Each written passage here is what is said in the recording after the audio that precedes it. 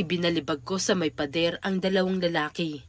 Hindi kaagad nakatayo ang mga ito. Pinilit pa nitong magpupumiglas, pero kaagad kong pinilipit ang leeg nito. Pagkatapos ay ginilitan ko ito ng ulo. Sumirit sa aking muka ang maraming dugo. Napakabango talaga ng amoy ng dugo na nagpapatakam sa akin. Itinapon ko ang bag sa lupa at gumulong doon ang dalawang ulo.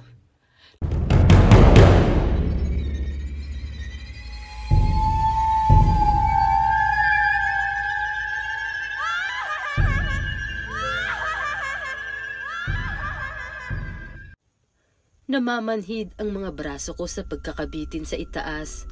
Nanlamig ang mga paa at nanginginig na din ang mga ngipin ko. Nag-aapoy din at nilalamon ng gutom ang loob ko. Walang kamalay-malay. Napilipit ko ang aking mga pagkakatali habang muling lumakas ang gutom. Napahagulgol na lang ako sa aking nararanasang hirap ngayon. Ilang beses ko nang sinubukang tumakas ngunit palagi akong bigo. Malapit na akong mawalan ng pag-asa na makaalis ako sa lugar na kinasasadlakan ko ngayon.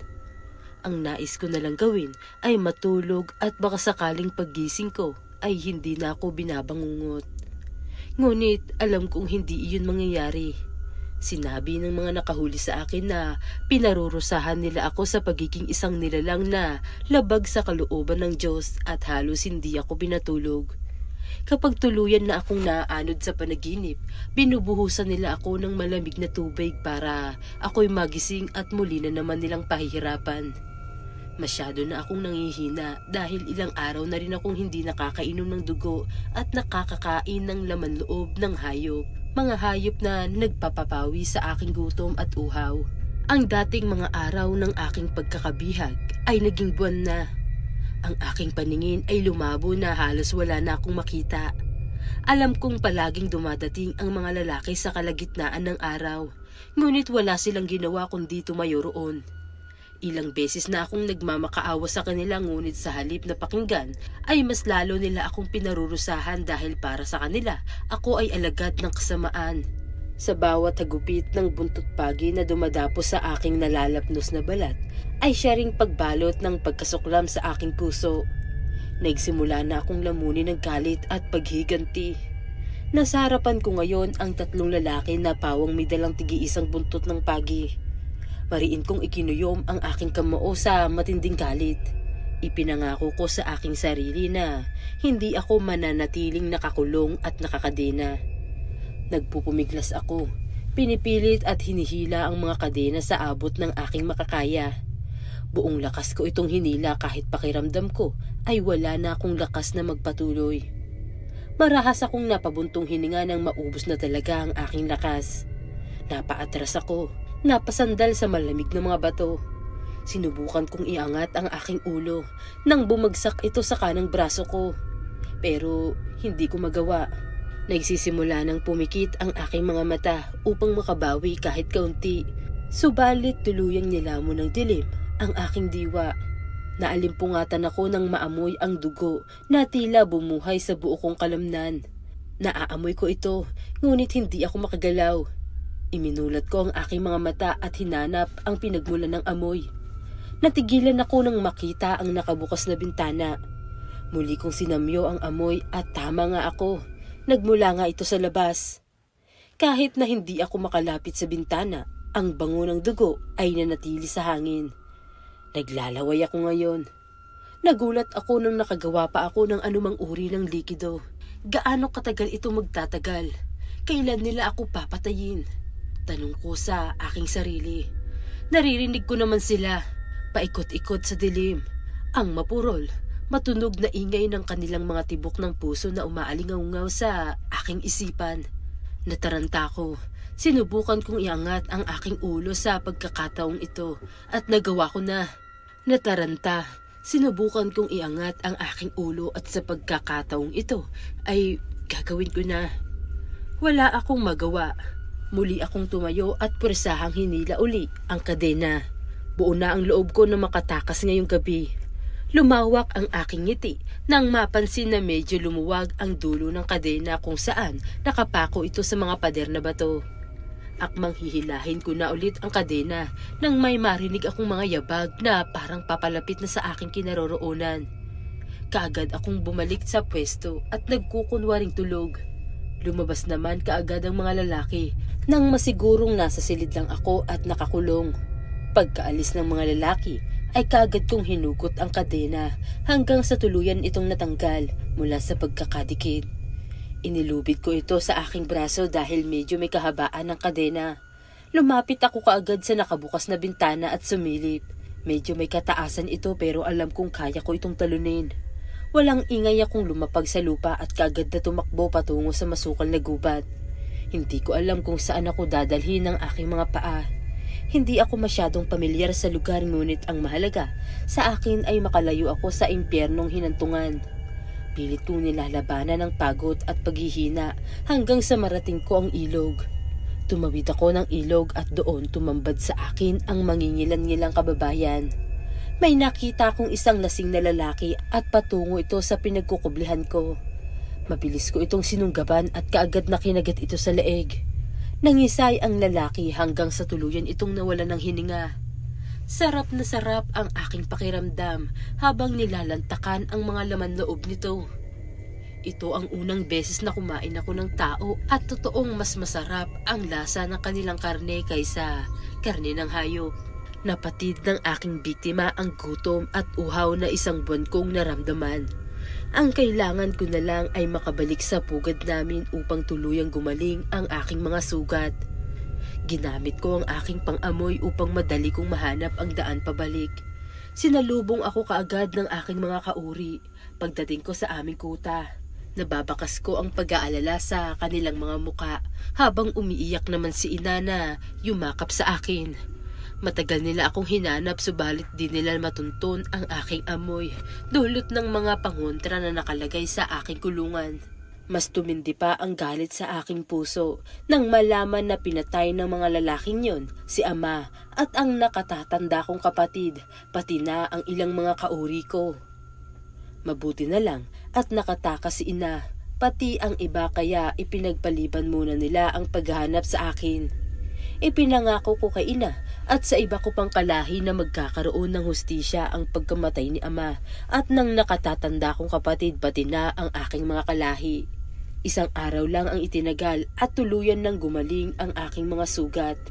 Walang malay sila ina na ngayong gabi ang balak kong lusubin ang tatlong lalaki. Ayaw ko nang may madamay pa kaya ipinasya kong ako na lang mag-isa ang lulusob. Madali ko na itong matutuntun sapagkat tinandaan ko ang aking dinaanan nung makatakas ako. Nang makalis na ang mga kasamahan kong aswang upang maghanap ng mga hayop, kaagad naman akong umiba ng daan. Kaagad akong nagkubli pagdating sa abandonadong bahay. Nakita kong nagiinuman ng tatlo at walang hawak na buntot ng pagi kaya lumabas ako sa aking pinagtataguan at hinarap sila. Nanlaki ang kanilang mga mata nang tumambad ako sa kanilang harapan. Tatakbo sana sila, ngunit mas mabilis ko silang naabutan. Ibinalibag ko sa may pader ang dalawang lalaki. Hindi kaagad nakatayo ang mga ito. Lalapitan ko sana sila upang muling ibalibag, subalit natigilan ako nang batuhin ako ng bangko ng lalaking labis na nagpahirap sa akin. Pumihit ako paharap sa kanya habang hinila ko ang isa sa mga kasama nito. Pinilit pa nitong magpupumiglas pero kaagad kong pinilipit ang leeg nito. Pagkatapos ay ginilitan ko ito ng ulo. Sumirit sa aking muka ang maraming dugo. Napakabango talaga ng amoy ng dugo na nagpapatakam sa akin. Galit na sinugod ako ng kaharap kong lalaki at akmang isasaksak niya ang punyal sa aking dibdib. Subalit mabilis ko itong nailagan. Ako naman ngayon ang tumatawa habang nakikipagbuno sa lalaki. Ni hindi niya ako magawang madapisan man lang, samantalang siya ay halos mapuno na ang kanyang mukha ng mga kalmot. Nahawakan ko ang kanyang pulsuhan at walang gatol na pinilipit ko ang dalawa niyang braso. Napasigaw ito sa sakit at lumagutok ang kanyang mga buto. Tanda na, nabali ito. Tinadyakan ko siya sa may tiyan, ngunit di man lang niya magawang maiangat ang kanyang mga braso. Napasandik ito sa pader na dingding habang panay ang pagmamakaawa niya sa akin. Humingi ito ng tawad pero hindi ko siya pinakinggan tulad ng hindi niya pakikinig sa akin. Nilapitan ko ang kanyang mga kasamahan na di magawang makatayo at tulad ng nangyari sa isa niyang kasamahan. Ginilitan ko din ito sa leeg sa harap mismo ng lalaking nagpahirap sa akin ng husto. Pumalahaw ito ng iyak ngunit di ko man lang maramdaman na naaawa ako. Tanging poot at galit ang bumalot sa aking puso. Kinuha ko ang isang bag na nakalapag sa mesa at inilagay ko doon ang 2 ulo ng kasamahan ng lalaki. Sinadya kong itira siya upang maiparanas ko sa kanya ang paghihirap na ipinaranas niya sa akin. Isinukpit ko sa aking braso ang bag na may lamang 2 pugot na ulo at hinila ang buhok ng lalaki. Napatili ito sa lakas ng aking paghila sa kanya, pero dahil nabali ang kanyang mga braso ay di nito magawang makapanlaban. Mabilis akong naglakad habang hila-hila pa rin ang lalaki. Di naman kasi ako nakakalipad tulad ng aswang na mandaragit dahil isa akong gabunan. Magpagayunman, taglay pa rin namin ang bilis, liksi at talas ng isip. Nagkakatuwaan ang aking mga kauri pagdating ko sa akutan namin. May nahuli pala ang mga ito na 5 baboy ramo kaya tila may piging. Itinapon ko ang bag sa lupa at gumulong doon ang 2 ulo. Nakatingin sa akin ang mga aswang at tuwang-tuwa nang makitang naiganti ko ang aking kalahi at ang aking pamilya. Isinabit nila ang 2 ulo sa maliit na puno. Nagpasama ako sa aking ina at sa aking pinsan sa bodega at doon pinagtulungan namin itali ang lalaki gamit ang kadenang itinali niya sa akin. Sumisigaw ito at nagmamakaawa pero naging bingi kaming lahat dahil sa kanilang ginawa, lalo pa at wala naman kaming kasalanan sa mga tao. Humihingi ng tawad ang lalaki pero umaakto pa rin ako na walang naririnig. Nais nitong paalisin ko sana siya na ikinahalakhak ko. Sinindihan ko ang aandap-andap na lampara upang may magsilbing liwanag sa bodega.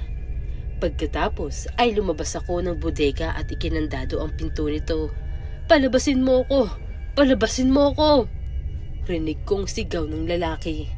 Nakihalubilo ako sa mga kauri ko upang ipagdiwang ang aming tagumpay. Pagsapit ng 3:00 ng madaling araw, kanya-kanya ng pasok sa kanilang mga bahay ang mga aswang upang magpahinga. Naiwan naman ako sa labas dahil hindi pa ako dinadalaw ng antok. Naisipan kong puntahan ang bodega upang tignan ang kalagayan ng bihag. Medyo nakadama ako ng awa sa kanya nang marinig ang kataga na nais niyang makita ang kanyang pamilya. Napabuntong hininga ako pero di pa rin ako nagpadala sa awang nararamdaman ko. Mahirap na at baka maisahan pa ako ng lalaki. Hinawakan ko ang mukha upang makita niya ang nanlilisik kong mapupulang mga mata. Ang nagpupumiglas kong biktima at napahagulkol at napasigaw sa pagkabiko at takot. Sa kabila ng mga sugat nito, nagawa pa rin ng lalaki na manatiling buhay kahit na may maraming dugo na ang nawala sa kanya.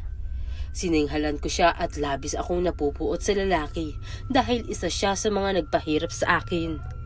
Nararapat lang ang parusa ko sa kanya dahil siya talaga ang totoong may kasalanan sa akin. Iniwan ko ang lalaki at kaagad na lumabas ng bodega. Nadatnan ko si ina na nakaupo sa harap ng inihaw na baboy ramo. Tinanong ko si ina kung tama ba ang aking ginawa at sinabi niyang, "Oh anak." Parang gumaan ang pakiramdam ko at masaya na inilagay ang isang kamay sa aking mukha. Ang pakiramdam na kaginhawaan na ibinigay sa akin ng banayad na haplos ay hindi mailalarawan. Hindi na kailangang sabihin. Natagpuan ko ang aking sarili na biglang umiyak. Pinapakalma naman ako kaagad ni ina. Sinuklay niya ang kanyang mga daliri sa aking buhok na nagpakalma sa aking nararamdamang lungkot. Iniisip ko na sana di nangyari ang lahat ng ito pero alam kong totoong lahat. Nandito lang ako. Pwede mong ilabas lahat ng nandyan sa puso mo. Bulong sa akin ni ina at hinalikan ako sa noo. Kinaumagahan, kaagad akong bumalik sa bodega na may dalang isang balde ng tubig na may yelo. Nadatnan ko ang lalaki na natutulog pa kaya kaagad kong ibinuhos sa kanya ang tubig na may yelo. Malamig! Napakalamig! Sambit ng lalaki nang bumagsak sa kanya ang tubig at gulat itong tumingin sa akin. Nanginginig ang kanyang mga braso na alam kong namamanhid. Ang kanyang likod ay nakasandal pa rin sa matigas na pader. Napapangiwi pa ito kapag sumasandal ang kanyang likod sa dingding. Ang pagkabigla ng malamig na tubig ay nagpanginig sa kanyang buong katawan at sa kanyang mga paa. Hindi! Malakas na sigaw ng lalaki na umalingaw-ngaw sa loob ng bodega. Lumalaban ito ng husto para makawala sa nakakatakot na metal sa kanyang pulso. Hindi ko napigilan ang pagkawala ng isang malakas na halakhak habang pinagmamasdan ang lalaki. Ngayon, ramdam na niya ang paghihirap na pinaranas niya sa akin.